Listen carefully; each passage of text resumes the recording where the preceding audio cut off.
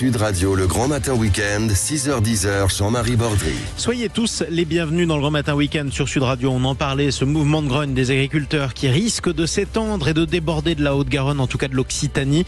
Est-ce que vous le soutenez? Pour l'instant, vous répondez oui, massivement à 98% d'entre vous sur le Twitter de Sud Radio. À suivre dans le Grand Matin Week-end, on va parler de votre logement. Est-ce qu'on est en pleine crise du logement? On en parle dans quelques minutes avec Sylvain Lévy-Valency et toute l'équipe de Parlons Immo. Mais tout de suite, on vous raconte l'histoire rocambolesque d'une mère indigne.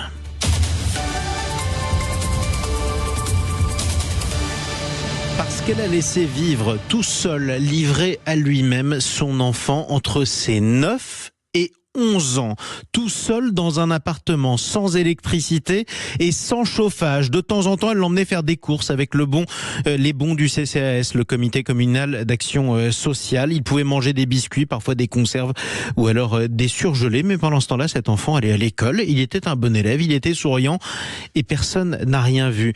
La mère a été condamnée cette semaine. On en parle avec notre invité qui est journaliste à la Charente Libre et qu'on accueille avec plaisir. Bonjour à vous Antoine Benetou. Bonjour. Soyez le bienvenu sur Sud Radio. C'est une histoire quand même absolument incroyable. Un enfant livré à lui-même pendant 2 ans.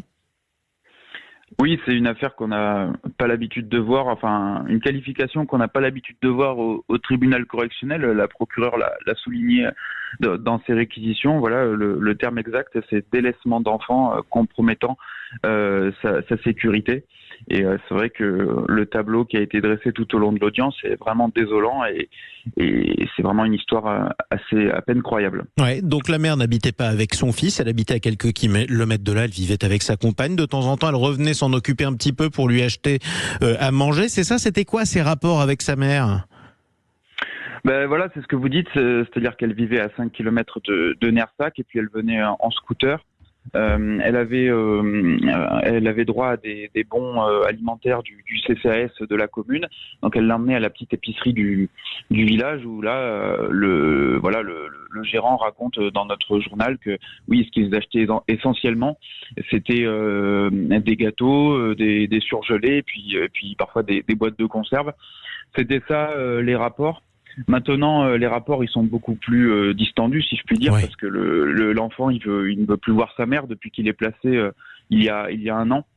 Alors qu'au début, quand il a été retrouvé par les gendarmes, quand il a été entendu une première fois, il a pas voulu dire exactement ce qui se passait, comme pour protéger sa mère. Mais au fil du temps, quand il a été dans cette famille, il a raconté vraiment ce qui s'était passé pendant près de 2 ans, quoi. Alors, on va revenir sur le cas de la mère qui a été condamnée pour les faits que vous venez de décrire. Mais avant ça, j'aimerais qu'on revienne aussi sur ce fait-là, c'est-à-dire que personne ne pouvait s'en rendre compte, l'école n'a rien vu, les voisins n'ont rien vu, les copains de classe n'ont pas vu grand-chose. Finalement, l'enfant menait, d'un point de vue extérieur en tout cas, une vie tout à fait normale. Il était propre, c'était un bon élève, il était sympa. À l'école, il est vrai que l'enquête de ma collègue faite jeudi montre que c'était sans doute assez difficile de s'en rendre compte parce que voilà, il arrivait avec des vêtements propres. La mère du village dit que c'était plutôt un bon élève, c'est vrai. Donc voilà, à l'école, c'est vrai que c'est passé totalement inaperçu et c'est vraiment la sidération et le choc à l'école de Nersac et à la municipalité de Nersac. Dans l'immeuble HLM, c'est un peu différent parce qu'il y a ceux qui sont déjà empêtrés dans leurs propres difficultés sociales, qui n'avaient pas fait attention et qui, il est vrai, ne savaient pas, ne s'en étaient pas rendus compte. Et puis il y a ceux qui le voyaient quand même tout seuls et qui ont peut-être pas voulu voir. Il y en a qui savaient et qui ont fini par parler fin 2021, mais sans doute peut-être un peu tard, quoi. Oui. Mais il y a un peu les deux. Il y a ceux qui n'avaient vraiment pas vu, d'autres qui ont vu, qui ont compris, qui lui donnaient même à manger et qui le voyaient voler des légumes sur les balcons, mais qui n'ont pas parlé parce que voilà, chacun est replié un peu sur soi-même. Il y a très peu de liens sociaux, encore plus depuis le Covid. Donc voilà, c'est un peu plus qu'un fait divers. Ça dit beaucoup de. C'est un fait de société. L'état de désœuvrement, voilà. Oui, un fait de société. Revenons maintenant sur la mère, parce que cette histoire est quand même incroyable. Comment elle se justifie? Elle trouve ça tout à fait normal, manifestement. Alors elle trouve pas ça normal parce qu'elle nie complètement. Elle dit que c'est pas vrai, elle ne comprend pas pourquoi son fils raconte ça. Oui. Sauf que voilà, ce que raconte son fils, c'est étayé par l'enquête des gendarmes, par les témoignages, par l'étude de la téléphonie de la mère qui montre qu'elle n'était pas dans l'appartement avec son fils, qui montre qu'elle ne l'emmenait pas à l'école. Donc elle nie, elle dit que son fils dormait avec elle à Cireuil, c'est-à-dire dans le domicile avec sa compagne. Sauf que voilà, les voisins la voyaient repartir toute seule, donc ce n'est pas vraiment possible. Elle nie, même son avocate dit que son avocate n'a pas voulu justifier les faits ou lui donner raison presque parce qu'elle a dit ma cliente est dans le déni. Donc elle a nié, elle a beaucoup pleuré et d'ailleurs c'est son attitude.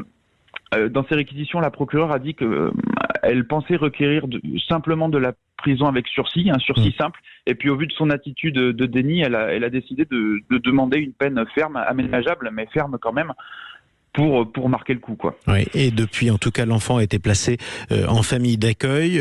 La mère avait un droit de visite, elle n'en a fait usage manifestement que 2 fois, si j'ai bien compris. 2 fois.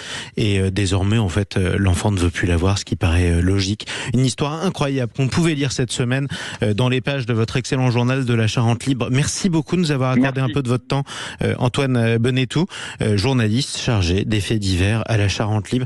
Décidément, parfois, il faut bien appeler ces faits divers des faits de société.